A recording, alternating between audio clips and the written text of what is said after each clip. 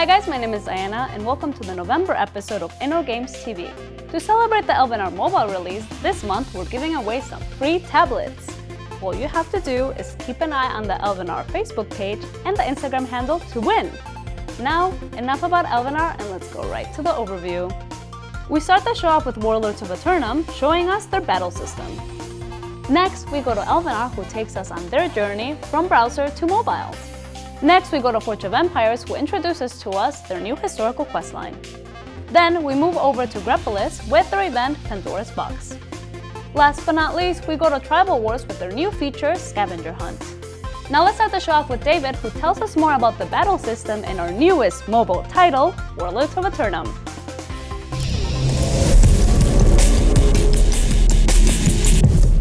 Greetings, Warlords! Today, we want to introduce the battle system of Warlords of Eternum. As soon as you accept the battle, you will enter the battleground.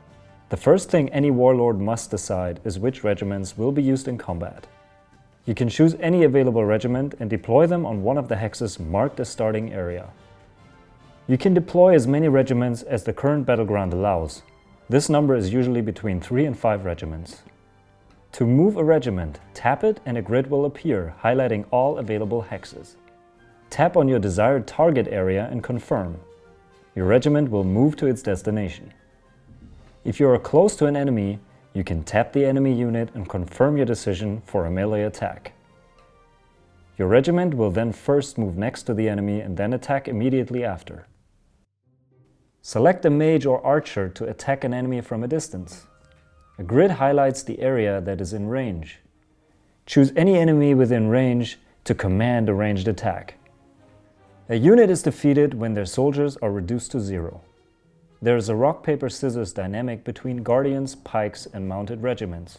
Guardians are strong against pikes, pikes against mounted regiments and mounted against guardians. Ranged units also do bonus damage against specific unit types. If you forget during a battle, just look for the little crosshairs icon on enemy units to identify vulnerable enemies. Once a regiment reaches its first star level, its passive and active abilities are unlocked. Passive abilities don't have to be triggered, while active abilities can be used once per battle. Leela's archers, for example, can send a rain of fire upon their enemies. Tap Leela's archers and select the ability on the left-hand side of the screen. The grid highlights all possible areas to trigger the effect. Tap on a valid hex and an area of effect will be displayed. Confirm it to burn your enemies. The fire effect will damage enemies at the beginning of their turn and will also heavily reduce their movement. Terrain can tip the scales of any battle outcome. Use it wisely to lead your troops to victory. Attacking downhill will increase all attack damage dealt by 50%. You can move your regiments to the forest to reduce incoming attack damage by 50%. If a regiment has suffered heavy losses, try to navigate it to a village tile nearby, so it can recover soldiers at the start of its turn. There are special abilities that can be used to great strategical advantage by using surrounding terrain. Royal pikes can seize position from an enemy. Move your royal pikes next to an enemy, select seize position, and then tap on target enemy. Your pikes will then swap the hex with the chosen enemy. This way you can pull an enemy from higher ground or out of a defensive forest while dealing extra damage if your pikes move up on a hill. Share your tactics on the official game forum and let your battle stories inspire new warlords on their conquest.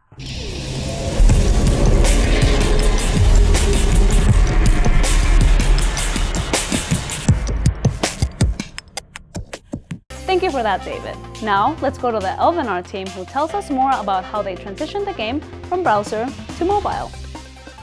Hello Elvenar players, this is Timon and Jonas from the Elvenar team.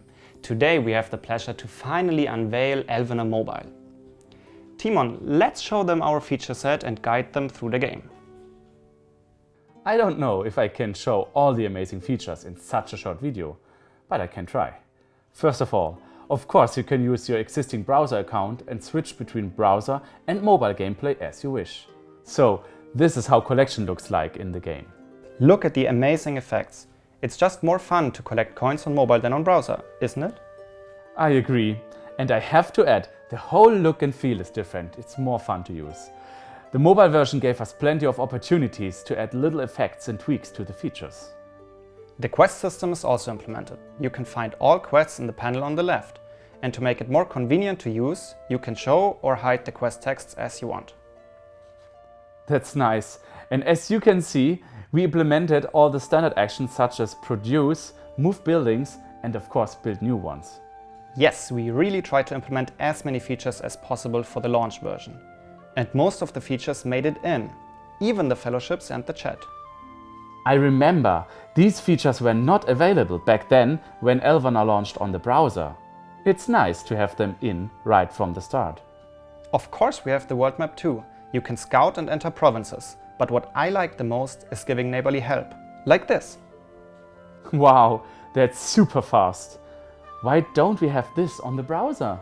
Timon, we had an agreement that you won't ask this question, as if you wouldn't know.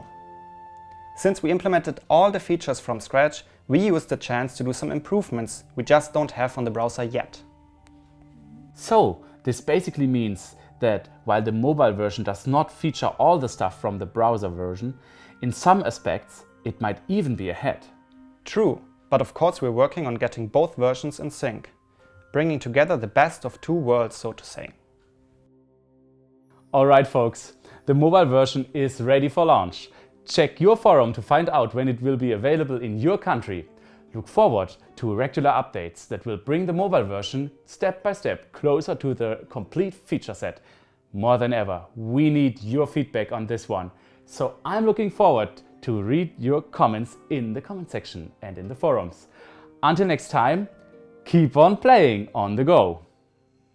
Now let's change gears and go to the Forge of Empires team, who tell us more about their new historical questline focusing on Rosa Parks.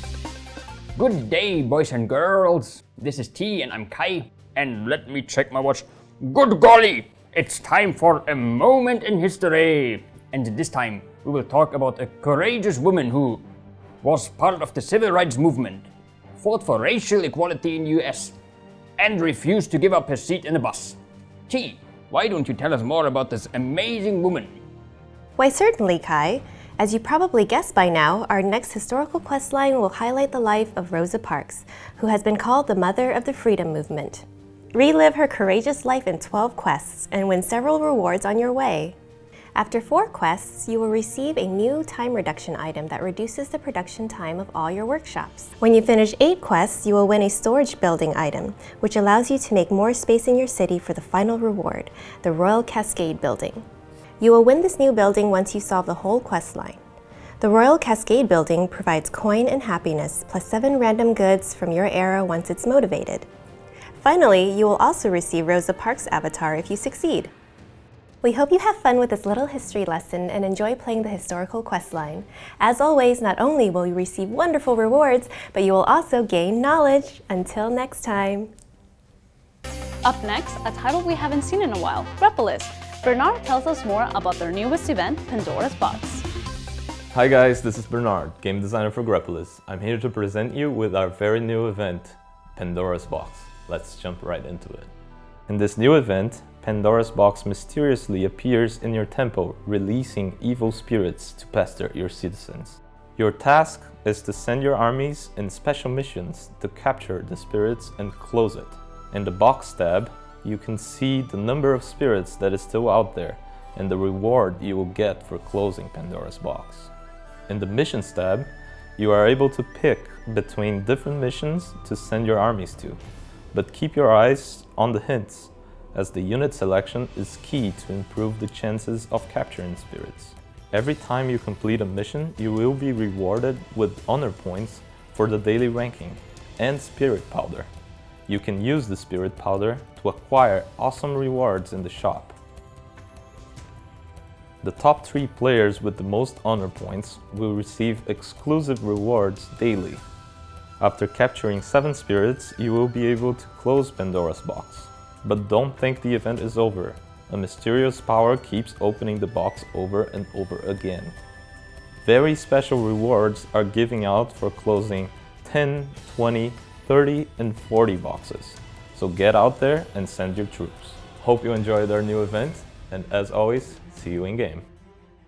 Last but not least, we go to the classic Tribal Wars and their new feature, Scavenger Hunt. Hello everybody, my name is Andreas and this is Thomas from Tribal Wars. Today we would like to talk about our new upcoming feature called Scavenging. Let's have a look. The Scavenging feature provides an additional option for you to gather resources.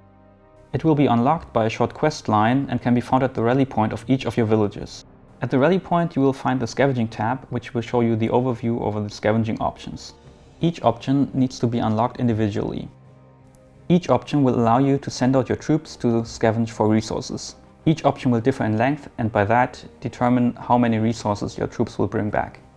Once you have given a scavenge command, you cannot cancel it anymore, so your troops will only return when the time is over. For scavenging, you can use any type of unit that has a carry capacity, so just the same units that we would be using for farming. In the case your village is conquered, your units will disappear and not return to the new owner. So this is how the feature works. We also wanted to talk a little bit about why we're implementing the feature. Basically in Tribal Wars, the best way to get resources is by farming, attacking other players or barbarian villages to get resources. But we noticed that some players had some trouble keeping up, and we wanted to add an option if you're a little bit less active, if you have a little bit less troops, or if your neighborhood is not that great, to still be able to collect resources and potentially to catch up or to use your troops a little bit differently. And this is what scavenging is about. Let us know what you think of the feature. You can go and comment on the forum, and we'll see you in the game. So that was it for the November episode of InnoGames TV. If you like this episode, make sure to subscribe to our YouTube channel and don't forget to keep an eye on the Elvenar Facebook page so you can win some iPads. Until next time, bye!